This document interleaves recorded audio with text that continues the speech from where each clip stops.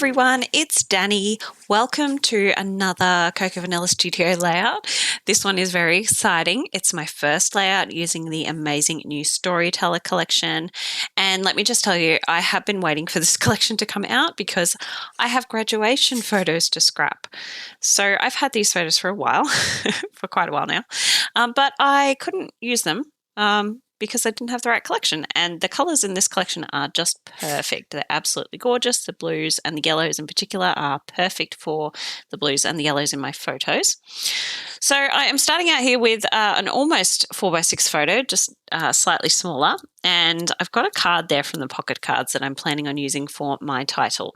So it's not a traditional title, but this page just felt like I really needed something more than just a short kind of trite title. I feel like this card really kind of sums up the gravity of this occasion. This was a really big moment in my life, and I felt like, just a 2 or 3 word title wasn't going to cut it, and I really love the sentiment on this card.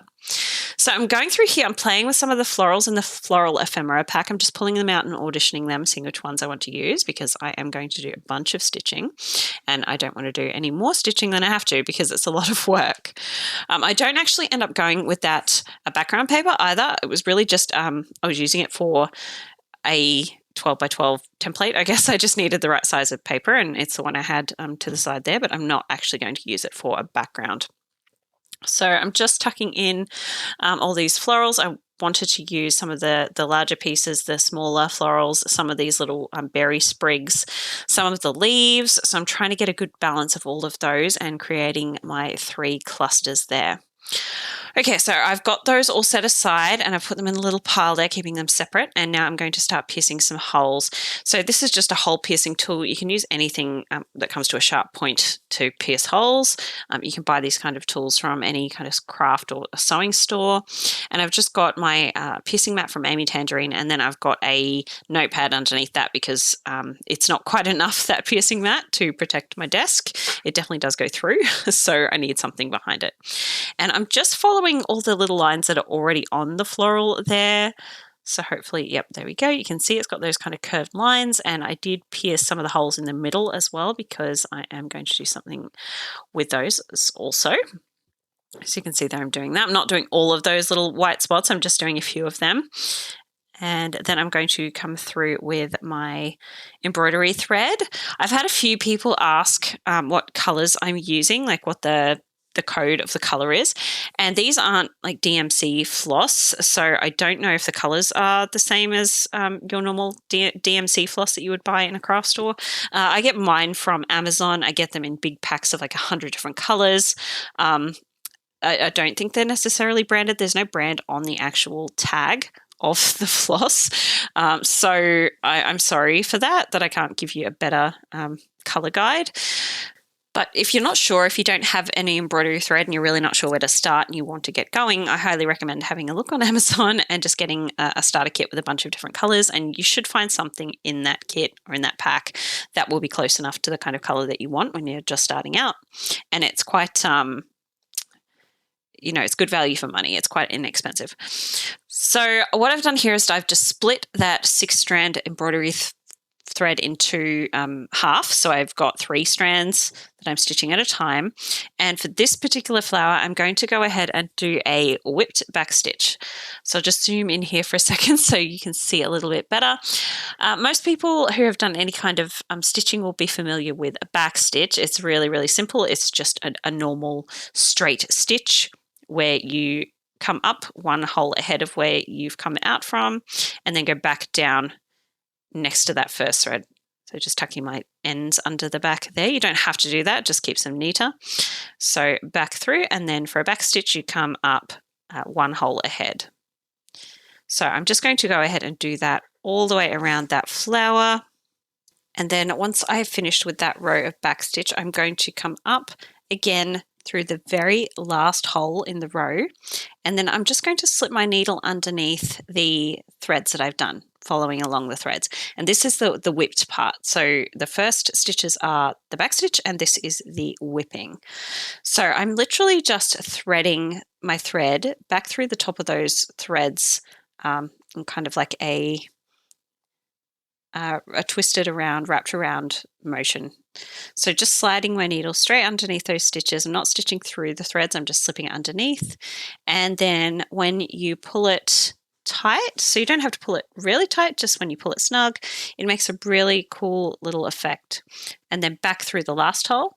And you can see there, you can't see those individual stitches anymore because that thread has wrapped around them and it's covered up the holes quite a bit as well. So it gives this really cool kind of twisted ropey effect, which is a really fun texture to play with. And it's really super simple, so much simpler than doing something like a stem stitch or a split stitch, which might be a little bit unfamiliar to some people who haven't done any kind of embroidery. So I'm not going to show you all of the stitching I do on these, of course, because I was at it for quite a while. I just want to show you a basic demonstration of the main kind of stitches that I'm using, just in case you've never had a go at this before. I know a lot of you have, but a lot of you may never have attempted these. So I just want to kind of show you each of the stitches. So here, as you can see from this flower, those lines are kind of radiating out from the middle of the flower up towards the edge of the petals. So I'm just going to do a really large single stitch along each of those lines. And I did unfortunately go in and out of focus a bit while I was doing this. It's really hard to keep the camera in focus while you're zoomed in really closely, but you can see I've just pierced some holes near the center of the flower, and then I am just threading that back and forth out to the end of those lines. So just one really large stitch, really. And it can be tricky stitching on paper or cardboard as opposed to fabric because paper does have a tendency to rip if you're not careful. And of course, if you do rip the paper, that's kind of game over for your stitching. So you can see there I've zoomed in. So I'm just being careful not to pierce holes too close together because that is one thing that can rip paper, and just being careful to not be too rough while I'm pulling my needle through. Okay, now this is a really quick and easy stitch to do that adds a lot of impact. It's a lazy daisy stitch, which is essentially a single link of a chain link stitch. So you can see I've pierced a hole near the outside of the center of the flower there, just at the base of the petal. And then I have pierced 2 holes close together near the outer edge of the petal. So I'm going to come up through that first hole and then back through the first hole, leaving a loop. So not pulling the thread all the way through.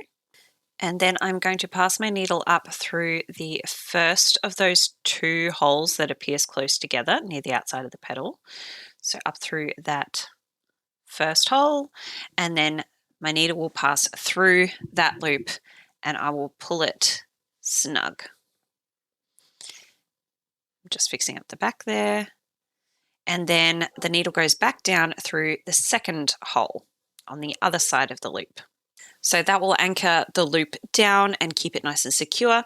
You could theoretically pierce 1 hole and just do that stitch up and back through the 1 hole, but you do have a risk of pulling the end of the loop through to the back of your paper or whatever you're stitching on. So I find it's better to pierce 2 holes. They're about 2 millimeters apart. And that way you get a nice flush, flat stitch that doesn't pull through to the back. And I'm just going to go all the way around this flower and do that. So those are the basic stitches that I'm going to do. Some of them are just a long stitch. Some of them are this lazy daisy stitch. Some of them I did the lazy daisy stitch, but I did it quite long. So just adding a little bit of variation. This is what it ends up looking like. And here are all my flowers and leaves with all their stitching. So you can see it adds a lot of interest and a lot of detail. And in real life, you can really see that different texture and that raised detail. So it definitely adds a lot of impact to your pages.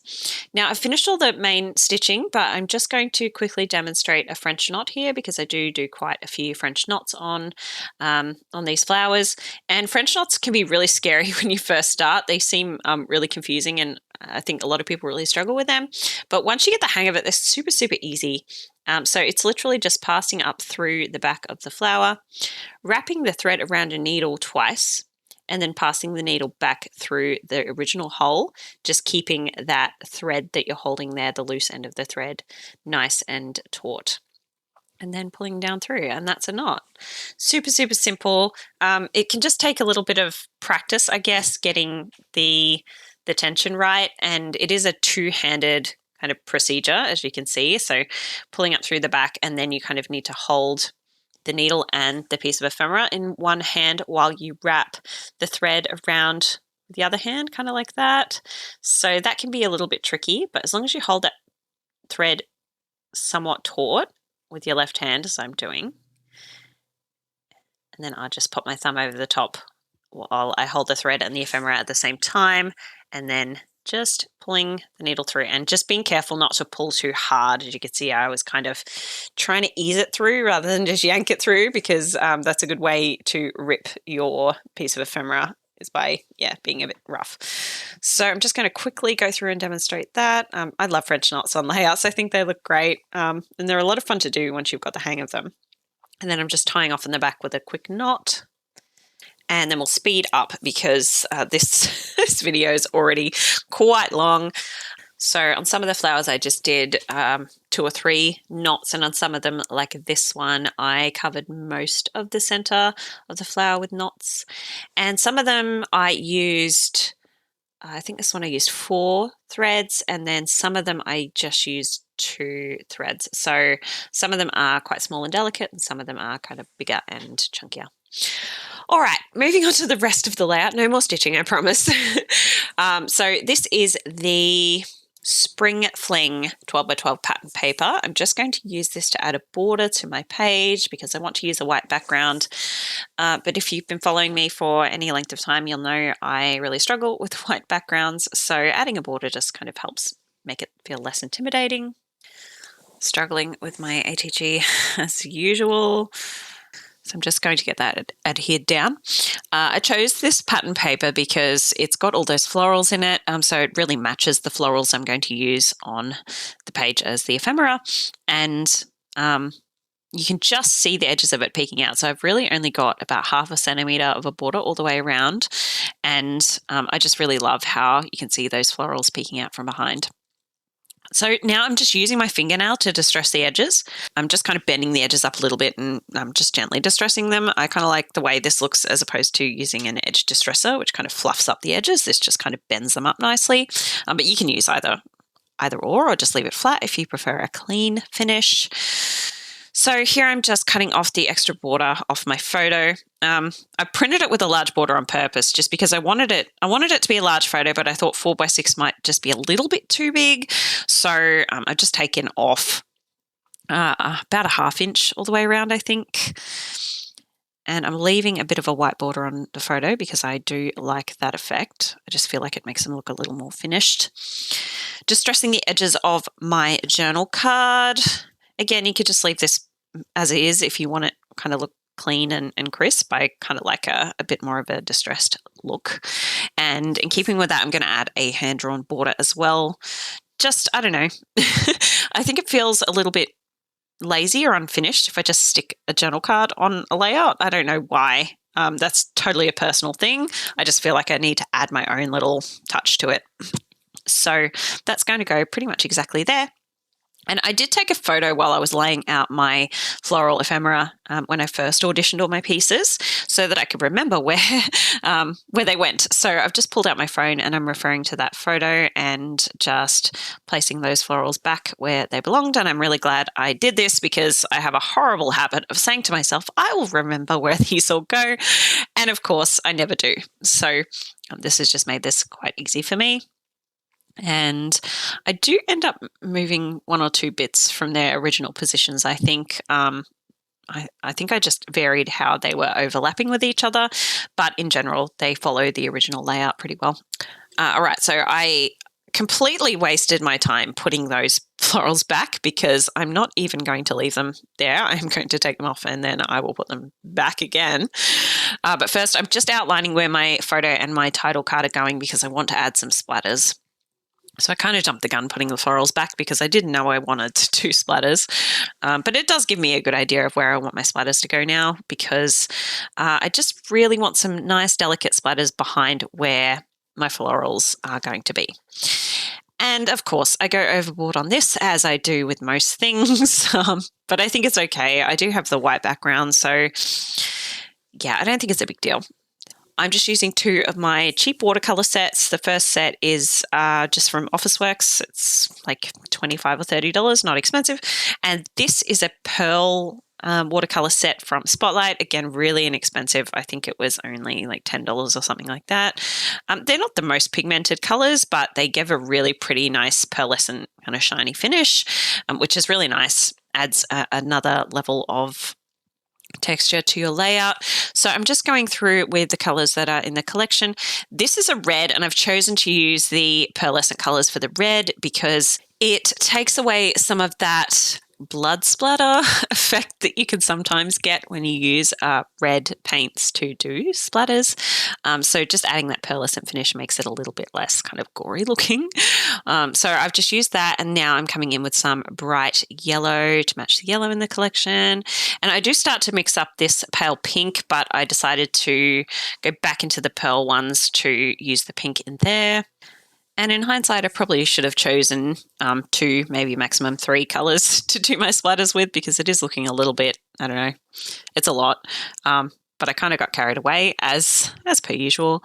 And I'm happy with how it looks in the end. I mean, it looks a bit crazy now, but I think once I put the florals back over the top, it covers a lot of the splatters up so it doesn't look so full on. So now I'm adding back my large pieces.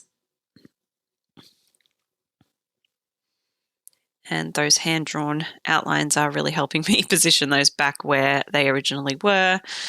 And I have added some dimensional foam on the back of my photo there, as you can see. And I've just, it looks a bit odd because I've placed it kind of, it looks random. But really what I've done is I have made sure to put the foam in places where it's not going to interfere with the tucking of the ephemera. So around the top of the photo on the edges, I am going to tuck ephemera underneath. So I really don't want the foam stuck straight to the back there because it will kind of, interfere with that. I hope that makes sense. So I'm just laying my photo over the top. I did originally have the title card overlapping my photo, but I decided that I want the photo to be more of the focus. So I'm going to lay that over the top. And once again, putting all my florals back. So I'll speed through this a little bit quicker. And I did cut out me gluing these all down because you've already seen me place them. So I just used a lot of tacky glue on the back of these florals because all that stitching makes adhering these to the background paper a lot more difficult. All right, and then nearly done. I'm just going to cut out 3 of the butterflies from this pattern paper. This is from the A5 paper stack, so they are a smaller version of the large butterflies in the 12 by 12. So they're perfect, tiny little delicate sized butterflies. I really love these. They're probably one of my favorite things in the Cocoa Vanilla Studio collection is the tiny butterflies that they tend to do on the smaller format pattern papers. I love the larger ones as well. I just find that I can really tuck these tiny ones in and around everywhere. So I'm just bending these in half and then I'm going to glue them down along the middle of their bodies and leave the wings sitting up. Now, usually I would add some foam behind the wings, but I think the rest of the embellishments on this layout are dimensional enough that it's going to, the page protector won't press down on the wings anyway. Next, I'm going to pull out the wood buttons and I'm going to use 3 of the teeny tiny ones, 1 in each of the clusters. So a blue one on top of the flower there. I do change my mind a couple of times on this. So I am going to swap that flower one down to this bottom cluster. And I did pull off the foam dot, so a bit annoyed with myself. But that one's just going to go there, tucked under that floral slightly, and then little heart one up there. And then finally, I'm going to add 2 of the puffy hearts to each of the clusters. So I'm just varying up the colors slightly so that they're not all the same. And I do move those 2 bottom ones a little bit in a minute. But otherwise, that is going to be it. The layout is finished. I could have kept going, but I really liked how it was looking and I didn't want to overload it. So thank you so much for joining me today. The link to the blog post is in the description box. Close-ups are coming up at the end. And thank you for watching. I'll see you next time. Bye, guys.